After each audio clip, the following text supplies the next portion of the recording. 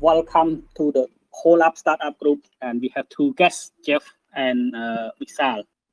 From the start, I would like to ask you a question to Visal. So, can you share us your story at the project that you have done so far? Okay, good evening, everyone. So I'm Visal. I am the CTO of the GroupIn. So like Bong Chantra introduced it, I have been coding very early. My journey is very simple. I was doing my computer science in year 4, and then one of my brother, Richard, he have the ideas of starting the first e-commerce startup in Cambodia, and I start joining him since. So the first startup we did is around 2011, and then we also started Khmer 1 year after. So we have already raising fund 4 times, I believe. I can go more detail I think that I can go more detail later talking about how we bootstrapping, but this is the overview.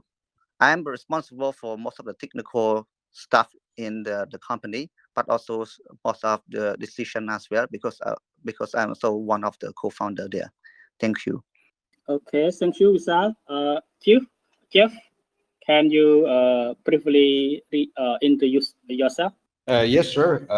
First of all, thank you everyone for doing this in English. I really appreciate it. And I'm sorry, my Khmer is not ready yet for this kind of event. Yes, so I'm from Canada, and my background was ICT in Canada. So, and then just to make the short story, because we have some time ahead, I arrived in Cambodia 2013, and as you described, started Anchor Hub in Siem Reap, and then in 2015 I've started a company called Giko Cambodia, and this company was doing IT services. So basically, I was doing that to help Anchor Hub to survive, because most of the co-working spaces are not breaking even. As you know, Chandra, it's a labor of love. Yeah, so and then a year later, we have created GetLoy. GetLoy, it's a payment integration solution, kind of middleware. And later on, a few years later, well, the year after, I've joined Cambo Ticket. From Cambo Ticket, I've also joined later on Daily Shop. So on both of them, I was their CTO. Now I'm not their CTO anymore. And with two other co-founders, we have started Haystack Labs. Haystack Labs, it's a service design agency doing helping startups to grow. But we are starting by dog fooding, so we are venture builder as well. So we working on our own startups. Recently, we acquired Khmer Dev. It's a service company that is existing for about 20 years in Cambodia. Most of you probably have heard of it. It's a great organization with many developers, well, with a few developers and clients abroad and in Cambodia as well. And now we have a few projects in the pipeline. Like recently, we helped Wonder Pass and Anchor Pass and a few other projects. So I'm looking forward to share anything with you guys. Thank you. You've been here almost 10 years. You don't know much about Cambodian language, no? Such a shame. Yeah. Okay. Thank you. So tonight's topic is about bootstrapping. So I don't want to talk much about bootstrapping. I should leave this to of you to describe what is bootstrapping to you based on your experience, and what are the pro and con of it. Visal, can you tell us about the bootstrapping, especially what you have done so far with that? So the term bootstrapping probably means that you start a business with a limited resource, usually using your own personal money. So what is the advantage and disadvantage of the bootstrapping? So the advantage, there's many advantages. So the first one would be that as bootstrapping, your company is very small, so you can start with a fresh idea. You are more flexible. Usually the big company, they are not flexible because of the structures, so that you can actually get your idea implemented quickly. The second advantage, I think, is that since you are using your own money, so you hold your own accountability, because usually when people spend their own money, they are very careful. As I have raising several funds, sometimes uh, I always reminded when I was in the bootstrapping, we are very careful with how we spend. So that is the big advantage, and another one would be more control on your company.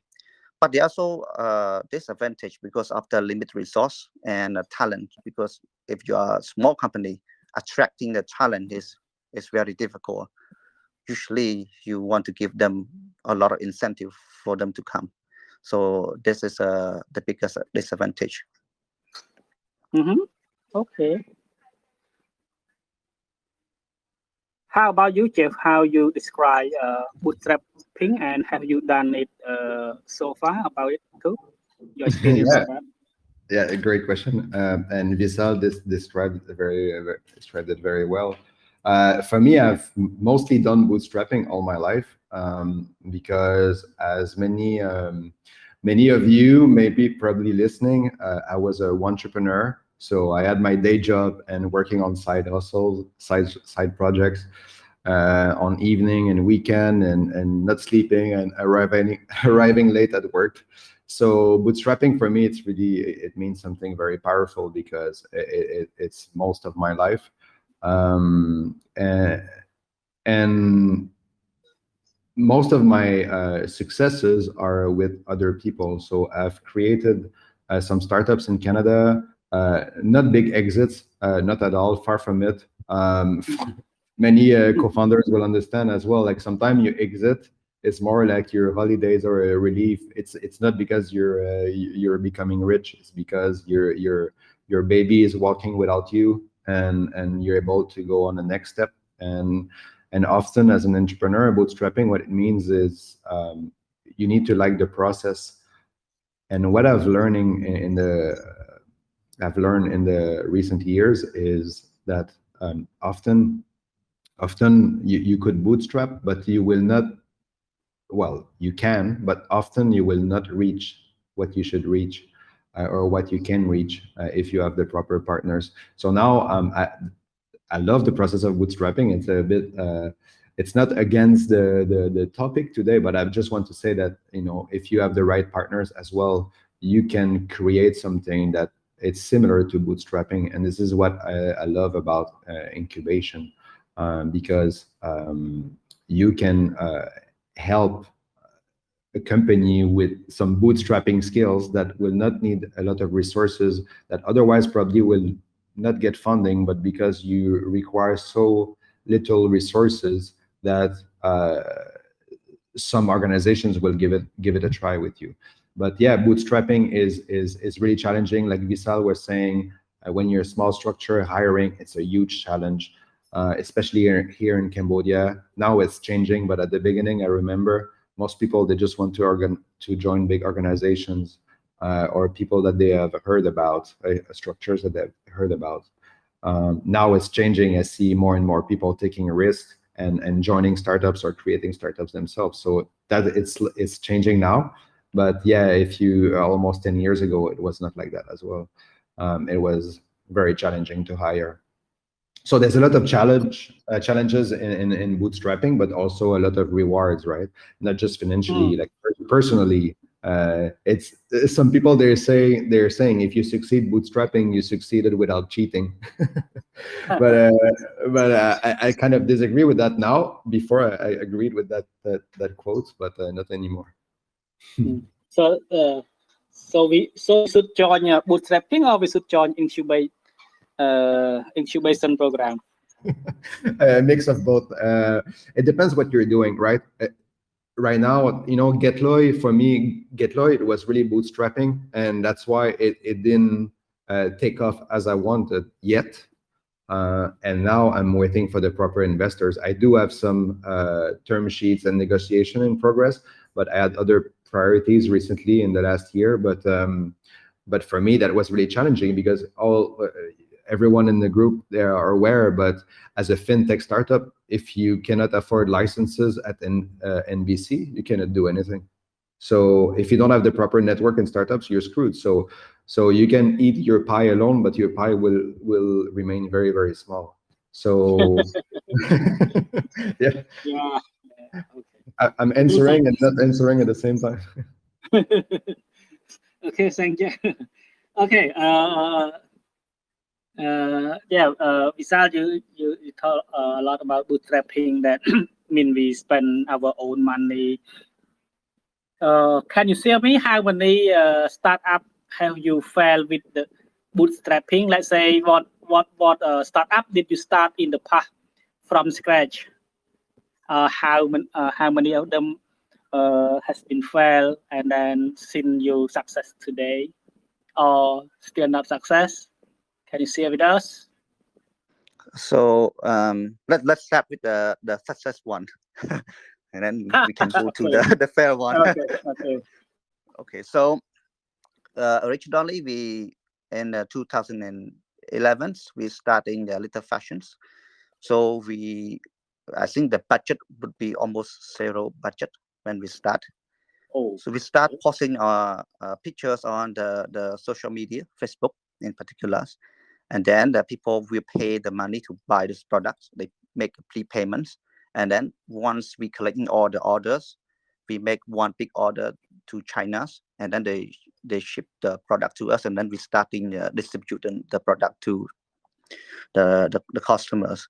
So we are we are lucky to be profitable since the day one. And so once we have limited budgets, we also start another company 1 year later. It's called Khmer Lot. And actually the Khmer Lot budget is not that much. So Khmer Lot originally we start as the downloading music websites, but then we abandoned this idea, and then we start doing the sharing, circulating the article. We aggregating the article from many media source, and then we circulate it on the social media. And the budget is not much because we using we boughting actually one of the first media to bought other media articles to our websites. We aggregate it, and then after 2 months we got in the ad. And I think I remember that the first client is Sabai. So we got the ad from Sabai, the Sabai banner that put on our websites, and then we use this money to pay for the news that we bought from many media source. So I think Khmer Lot is profitable after 2 months after we launch this project. And then we start to be a bit passive. So we just maintain our company like Little Fashions and Khmer Lot. But after 4 years or 5 years after we running the company, we starting to we want to expand. So we start to find investor we want to raise in fund. So when we try to raise a fund in Cambodia at that time, it's very difficult. As you know that during that time there was no VC in Cambodia, or very limited VC in Cambodia. So we reaching the international VC. I think we emailing a lot of VC, and usually they turn us down, not because of the business model, but because of the market in Cambodia. They are not familiar with the Cambodian market. So we decide that we gonna do another bootstrapping in Myanmar. So we go to Myanmar with the same model as a Khmer Lot, and then we got traction. Actually, we not only go to Myanmar, we go to Vietnam and Indonesia. But after we see these three countries, we seem that okay, Myanmar have the most potential. Like in Vietnam, the market is too mature. It's very hard and it requires a lot of capital. So we have been doing well in Myanmar, and then we go to raise funds again, and then the process of raising a fund would be smoother because now we are into market and we have a lot of traction. So we got the first funding from 500 startup, Mm-hmm. yeah. And after that we starting my home real estate portal, also raising another fund from 500 startup. And like 2 years ago, we raised another fund from Beirut Capital, around $5 million. And then we start to try to name our group because the investment would be into the media sites and the e-commerce. So we decided that we could be putting the name as GroupIn. The in is our family name, just a group. Now after we raised from Beirut Capital, we also raised another one last year from True Digital in Thailand into media lot. I think should be around. I'm not sure. It is confidential or not, but yeah, some of 7-digit investment as well. So this year we're launching 3 more projects. So one is L192 delivery, which is we open our delivery service to public. Usually our delivery service is just for our e-commerce, but now let's say we want to open it for everyone. And the second project would be Dream Agency. It is the digital marketing consultant and talent management. And the third one is True ID, Cambodia and Myanmar. And we plan to launch a few more projects during this year as well. So the fair ones, there's a lot of fair. I think one of the I think there's 2 startups that we fair. One is trying to do with the music production fair. And I want trying to do in the photo shooting and pre-wedding company, also fair. So yeah, there's a lot of success. There are a lot of failure as well. Okay, good. So from if I count, you get investment. I could say that from bootstrapping to over maybe more than 10 million funding you have been raised so far, or maybe more than that. So how not more than around that, but not more. not more. No, but yeah, I could say maybe only is your team in Cambodia that can approach to that million investment. I don't see any other that could reach to that in terms of tech startup in Cambodia. That is good for our Cambodian that we have the young team like you that can reach such potential. That's not true. I think there's a few or many startup here that raise 7-digit funding. I think just that they do not announce sometimes. Okay, good. Okay. How about Jeff? What is your can you describe one your bootstrapping that you did from the past? Just only one. Wow. After listening to Visal, it's really humbling because it's very impressive what you have just shared, Visal. For me, most of my bootstrappings are. I'm not sure that the term failure is the right term, but it's more about learning. So in Canada, I have one. It was a small portal website. But it started like in 2000, so it's a while ago. The exit was very, very, very small, but it was a success in a way because it still exists today, even if it's a really small portal. But for me, that was a learning opportunity. This is where I was putting all my evenings learning, like, I don't know, making like a PBX server, compiling asterisk, like doing a lot of tech stuff. database and everything. And in the meantime, I was a system administrator. So for me, bootstrapping, it means like learning really technologies. But in terms of successes,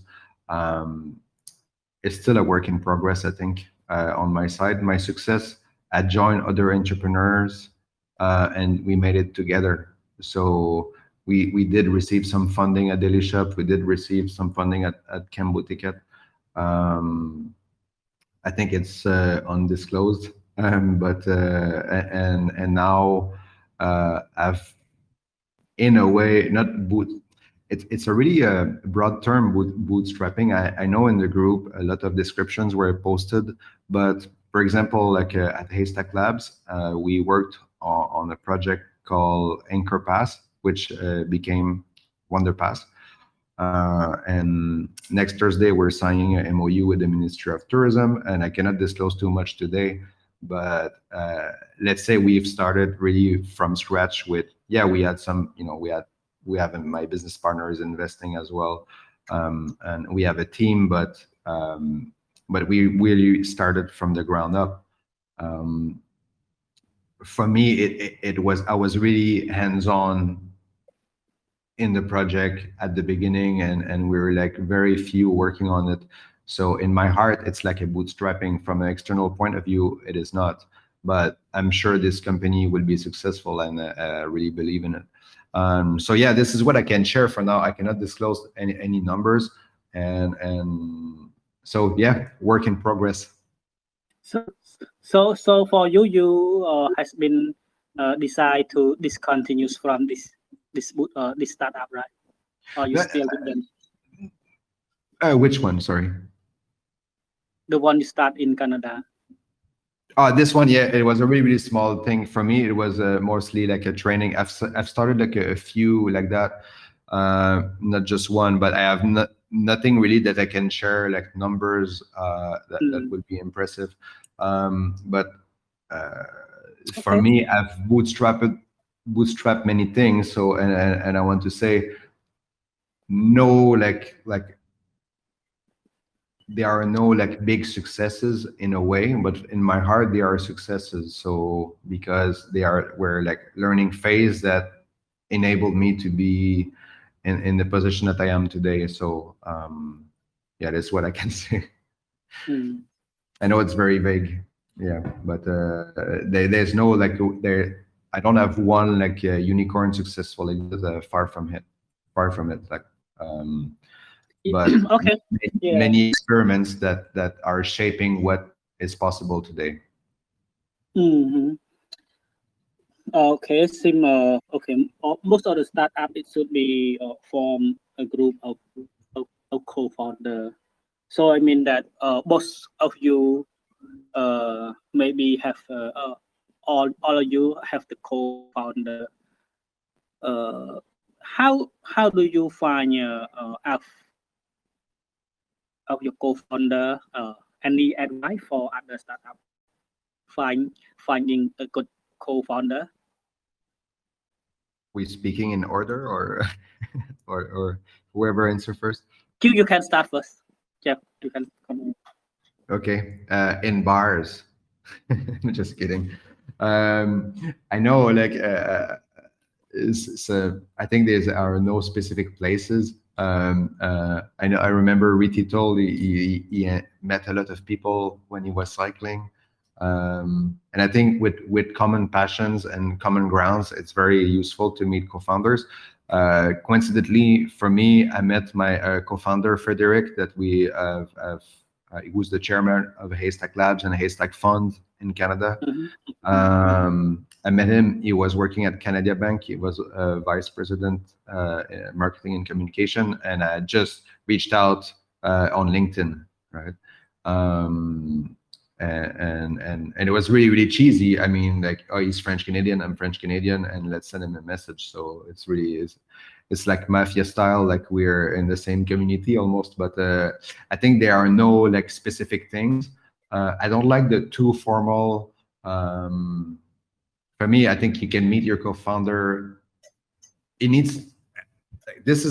can be an interesting topic, but do you need to be friends with your co-founders? I think so. If you're bootstrapping and you're in a startup mode, you need to have really good a good connection with the people working with you, because you will go through a lot of storms with them. But sometimes for other people, they need somebody extremely skilled. If you have a fintech startup, you want maybe someone from a like financial or a banking sector, like a very formal suit up and doing something. But for me, it's quite different in my own experiences. Most of my co-founders, they were co-workers, or it was meeting random people.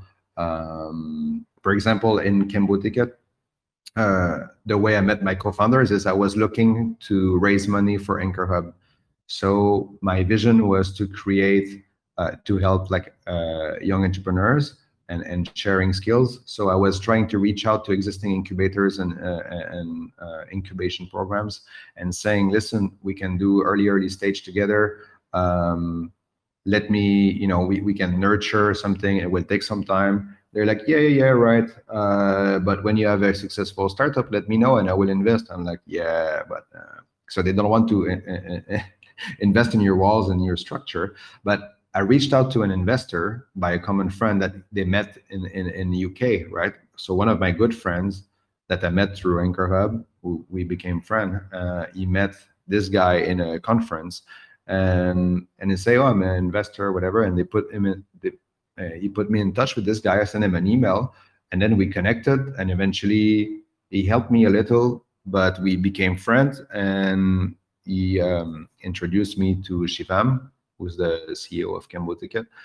And this is how it started. So it started like from one of my clients who came that we connected as a friend, and back in the UK, he was connected to an investor, and this investor introduced me to Cambodia CEO. So I think there are no standards.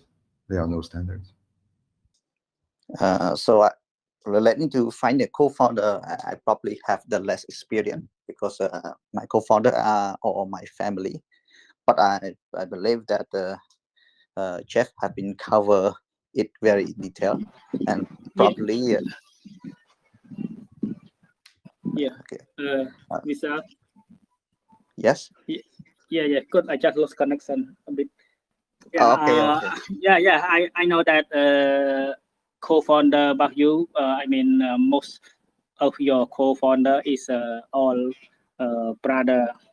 How can you manage all the brother to start a touch company? This hard to find in Cambodia that one in the brotherhood start sing together with that, and did not find any co-founder from outside. I think can you share with us about this story? So I'm very lucky because my family or my brother, we have a different skill. Like I'm from the tech, and my brothers are more into business, and my other brothers are into more operation. And another one is that we also sharing the vision. They are educated in United States, and they have seen the e-commerce there. They have seen the tech company there, and their vision is aligned with everyone's vision. So that's why it's the right fit. And so I'm to be honest, I'm very lucky. Okay. Yeah. So because you didn't have other co-founder from your brother, right? Yes. All the bootstrapping that you start before, right? All the bootstrapping we do it together. Yeah.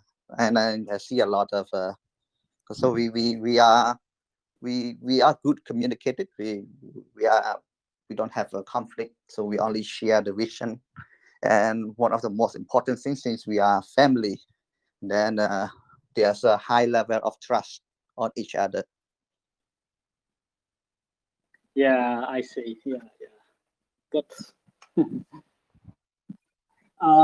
Visal, I have another question for you. That can you share some experience in approaching investor for your startup, because you share us a lot that you got a lot of investment from different investor. And you can have also share with us the difference between local and international investor that you have been approached or get approved. So related to experience, I think when you talk to investor, you probably learn what they want to hear. Usually we are like, to get investment, it's like you are selling your product, you are selling something.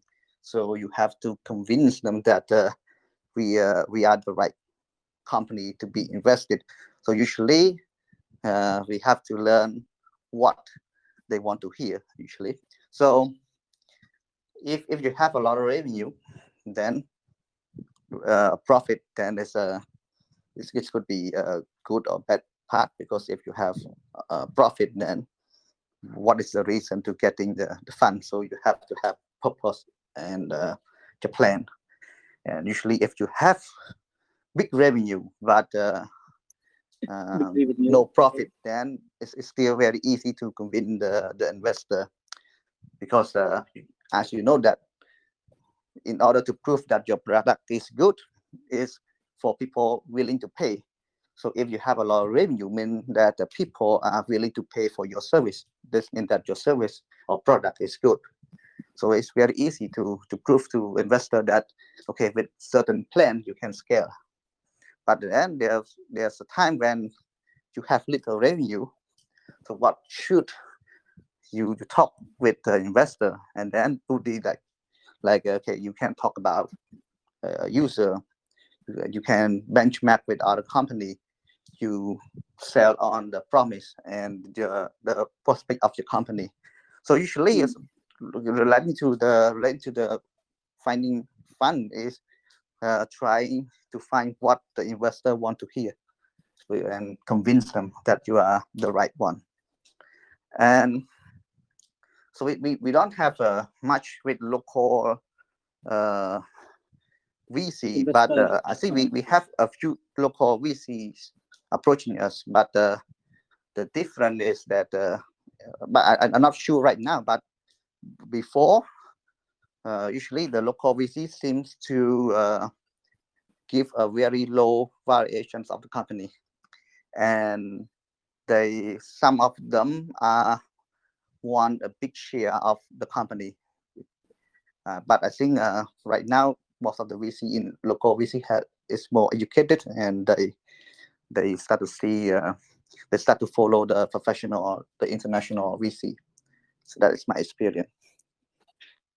Can you share some evaluation criteria about the investment that they should evaluate your startup? Can you share some? I mean, the criteria for the evaluation, because you said that Cambodian give a very low and international they have the standard one. Actually, there's no standard, but usually the Cambodia, they seems to be give us a lower variation. But there's many criteria, and like I said, you can using your profit and multiply to certain number. You can using your revenue multiply by some numbers. That some number will be negotiating or benchmark using other company. Like if you are in media, and then you can see, okay, what is the multiplier for, like say, the media companies, this revenue in USA, and then this is their variation, and so how much multiply they use, and then we can see, okay, USA is more viable, in Cambodia it's less viable, you can use smaller multiplies. But another one is that if you don't have revenue or profit, you could using the number of user you have. Let's say okay, you have a million user, and then I said one user value as $3 per user, then you can just multiply it, and that's the valuation. But there was no standard formula, because at the end of the day, it's about negotiating. It's not like, okay, this is formula they apply, and then you have to agree. You can't just negotiate with them to get higher, and then you can provide some justification. Okay, why it's higher than what they provided. So there's no standard. Yeah, don't have average standard like multiply by 5, 10, 15, or 20, no? That is depend on the industry you are in, right? Yeah, so it's very hard to have a standard one. Yeah, next time maybe we should have the episodes about that. Okay. Jeff, how about you? How you approach investor for your startup? And I think maybe you more with the international investor, right? Yes, that's an interesting question. I think Visal answered very, very perfectly. There's no rule of thumbs. No, like I see like a lot of calculations, and from the inside, I've seen deals like taking months that both parties are like the investors and the startups are able to agree, and sometimes they are not. So it's very, very complicated. There are some metrics, some things you could use, and like Visal, we were saying, what's the, of course, your sales, revenues, cash flow, all these like standard things that all of you are aware. LTV, the lifetime value of a customer, and sometimes the value could be strategic. This is something that I see often. Being part of the group or being with the right investors, giving you access to other investors. In some deals in Cambodia, this is what I have seen. I don't want to be like really specific. I try to be very, I cannot be specific, but if you acquire a company or you're making a move or you're selling, and then you have new people on the board that they're part of a bigger group, then it's opening a lot of doors, and strategically it can really change your revenues as well. So there are no like scientific, like even if you're doing you want to do a specific episode on that, I don't think you will have a really clear conclusion. It's very, very it really depends on so many factors, so many variables. Yeah. To Visal, you said that the VC in Cambodian had lower price for that, but I also heard that startup in Cambodian try to overprice of their startup evaluation too. What is your objection on this? That is very subjective, because but from our perspective, and when we comparing the variation with the same matrix and the same data, and then usually the Cambodian investors seem to give less variation than the international one. Like when you give the data, and then usually they also proposing what is the variation. So as I checked last time, we got lower variation from Cambodian investor than from international one. But another one would be in that time, I think most of the Cambodian investor they tend to be a majority stake of the company, when most of the international one they want the minority ones. Okay, thank you. We may have had the talk about that. Okay, so it's for our guests, for our listener. I mean, if you have in a question, I think you can start raise on the our group in Telegram Holdup live chat. So you can drop your question here. Then when we arrive time for Q&A, I will raise your question. So the next question, we talk a lot about the investment, your bootstrapping, and co-founder. I want to ask about you, Visal, because since you got more successful on that. I mean, how do you lead your tech team, forming up, leading, and coaching them, and start working on that till now that you got a lot of success on developing your product? Can you see us how you lead your team?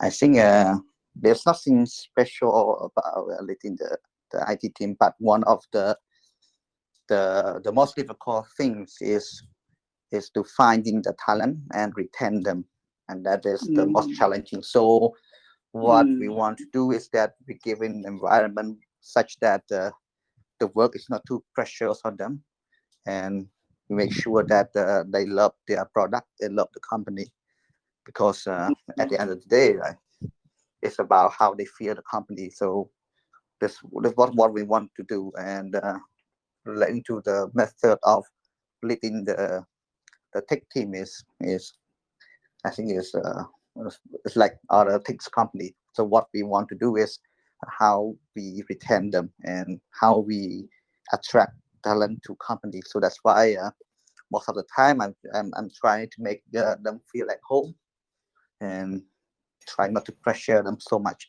So like if they make mistake, that is fine, no blaming. So to try to creating a more relaxing culture in the company. You be like Google environment working environment like Google. Not to that standard. Yeah, we don't have the budget to that standard yet. hope you can reach that standard. Okay, we'll finish this and we'll start the question. Jeff, can you have any idea about that? How you lead your tech team? Sure, I can help. Yeah, I can not help, but share my story.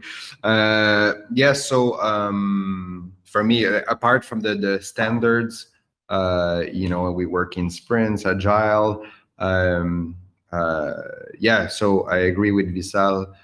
You need to give not only a good environment, but try to inspire and people that they love the story, they love the vision of where you're going. So I think even let's start more about bootstrapping. I think it's the topic of today, but I know it's the dream of everyone to get like a huge investment and becoming a unicorn, but I really stress everyone here that the most important is the journey. I know it's very cliche to say that, but it's very important that day to day you love what you're doing, and in terms of how you're behaving with your staff, they need to share also this vision. They need to love the story.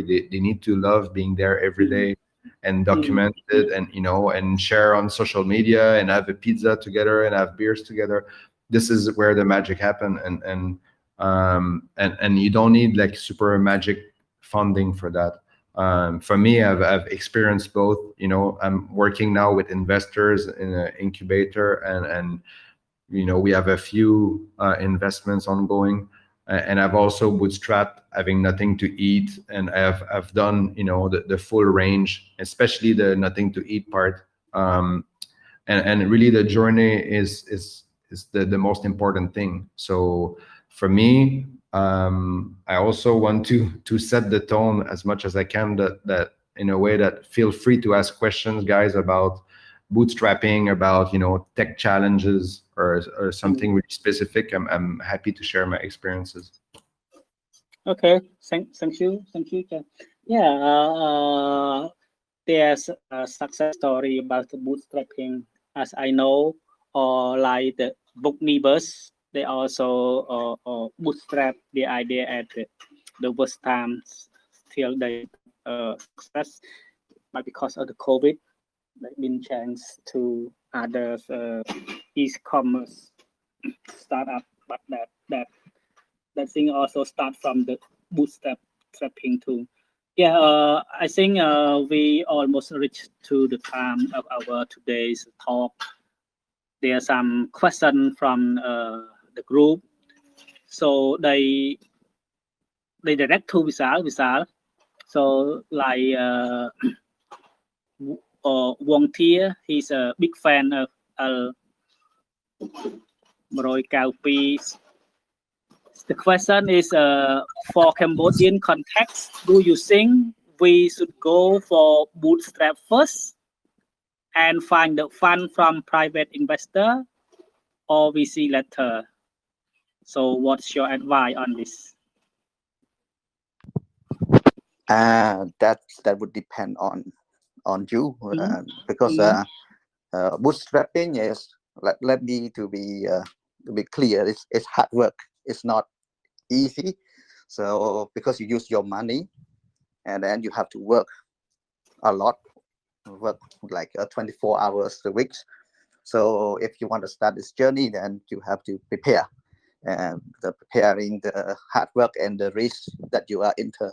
Because let's be honest, like usually people heard about only success story, but majority of the bootstrap fail. So there's some expectation about this one.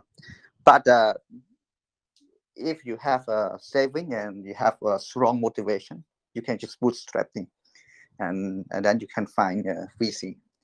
But if then you can, but I think I see advice for bootstrapping, because once you success in one bootstrap, then it's very hard to find funding even for your next projects. So this is my advice. How about you? You have anything to add? Sorry, which question? Because I was looking at the channel at the same time. The question that was asked to Visal, right? Yeah. But I think maybe you can have something to add that. Should we bootstrap first, or we find funding first? Bootstrap first, because investors, what they want to see is sometime, it's not about the pitch deck and there's no secret recipe. What they want is the co-founders, the founders, how they are as a human. If they have the motivation, they have the spark in their eyes to go to the end. So for me, you have no choice than bootstrapping. If you go there with nothing first, and I think Visal, you can correct me if I'm wrong, but one of the successes and about Khmer Load and L192 is because you had orders, you had people, you had consumers, you had people viewing your ads, and investors, they want to see that. For them, it's a no-brainer. If they see sales, if they see traction, they will invest. So. Basically, there's a kind of metaphor that I like and dislike at the same time. They're saying investors, they want that to be, you're in a room, fill up with gas, ready to explode and succeed. And when you're ready to, to fire the place, this is when they want to be there. But all the work of creating the rooms and putting, and doing everything for the spark, they won't be there. So sometime, yes, if you you find the right investors. And recently I've met an amazing startup that they are bootstrapping and self-funded, and they doing something amazing. And I was talking with them because I know investors. I know, like, with my business partner, I want to tell him about this story and everything, and they kind of stopped me. They're like, wait, but we don't take any random investor. We are looking at strategic investment. So this is also really important. This is the only advice I can give, I think, is that find the right investor. Bootstrap first, but who's investing with you is very important as well. Okay, thank you for adding on Visal. Visal, there's also question related for you, but it's about fundraising. The guy named Beta, he want to ask that what is can you could share us about do and done in the budget planning to get the fund approved. You have experience on that? I'm not sure about what budget planning in this context prefer, but the best advice about REST funding is to get into the process one, and then you learn. I mean, like, you try to, okay, if you have a startup already, and then there's someone want to invest it, or you email to a lot of investors, and then you can talk to them first. Once you talk around 3 to 4 investors, and then you be earning the things that, okay, you know what is investor one. So one, you know what is investor one, then it is easier to raising fund. But one thing that is the most important thing is that raising the first fund is the most difficult things, because once you have raised one fund already, then the second one will be easier, because the second investor, they also believe that, okay, the first investor have already done a good job on checking the company, so that it's easier for the second round. Usually the first investor also helping talk to the second investor and promoting and convincing them to fund your company, because at the end of the day, they also helping you. They also helping themselves as well. But he told me that the business plan, do and done for the business plan, not budget plan, the business plan. Okay, the business plan. Okay, so yes, do and done. Okay, I think one of the biggest things is market. You have to study what is your potential market, because at the end of the day, they want to see how much market you can acquire. What is your plan to acquire this much market, and this much market is converted to how much revenue your company, your startup will acquire, will get in the future. And then they're probably doing some risk. Let's say if the company is going to be making $100 million in the future, but then there's a risk that this company will fail. So let's say the risk is like 90%, or let's say it's 95%, and just time the risk, and then you get, okay, what is the value of the company, current value of the company. So most of the time, the market is important. The question from Sophia Chum, he asked why in group register in Singapore. That is the easiest one, because if it's an international one, then most of the international VC, they are familiar with the regulation and the rule of a Singapore company. So usually most of the company that want to raise in the international one, they go to Singapore.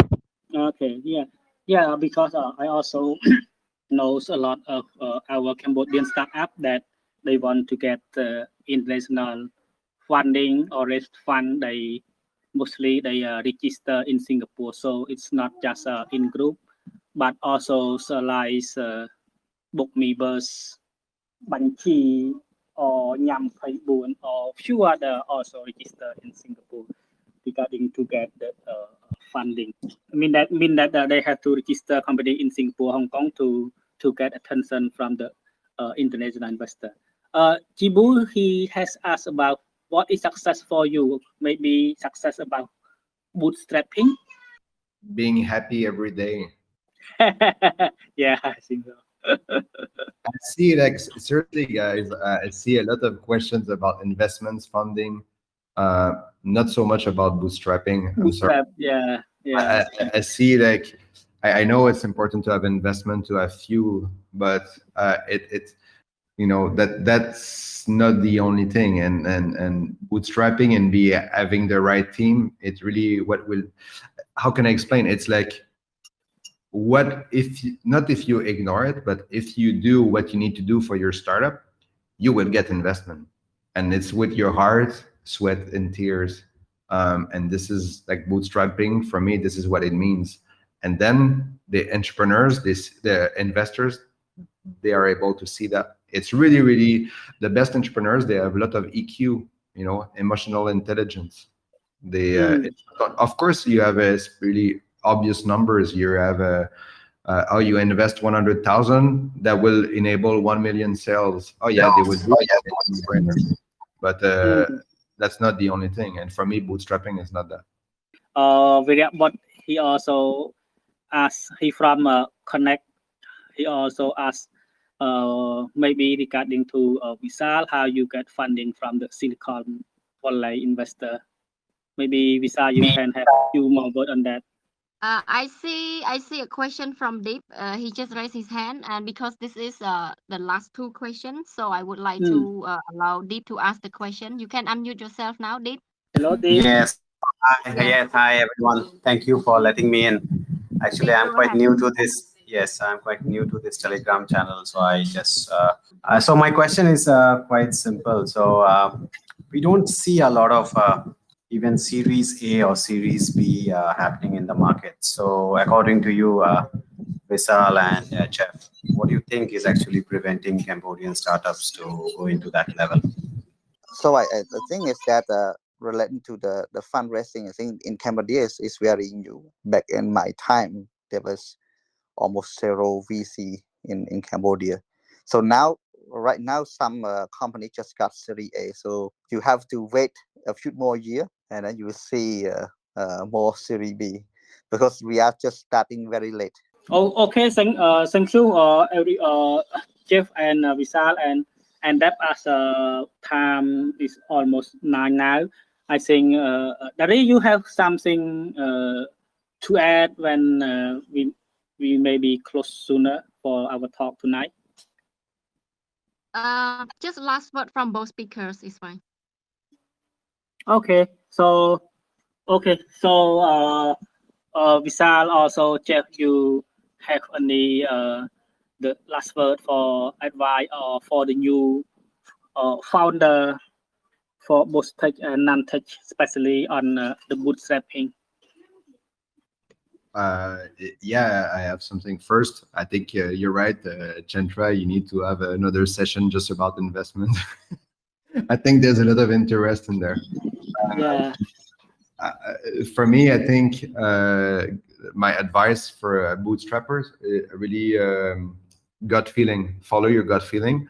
If you go on our website, haystack.fund, you will see that we're mentioning it, that even for us, it's one of the indicators, gut feeling. And we this is something that for me, it took me many years to understand, but as an entrepreneur, you need to follow that. That's probably the last thing I can say. Thank you, Visal. So I think our objective of our life is to be happy, it's not to run a business and be stressful. So that is the end goal of everyone. It's also my end goal, that I could able to retire younger and enjoy my life. But if you are starting bootstrap, it's also a good experience. Yeah, and life is about experience. So if you try bootstrapping, and if you enjoy experience the life of bootstrapping, and I think it's a good life experience once in a lifetime. So it's not there's nothing to lose actually, and you can do it, and if it pay off, maybe you can retire early. So I'm trying to set my plan to retire as early as possible once the company is a bit bigger, and then there's more people, because no one wants to run the company forever.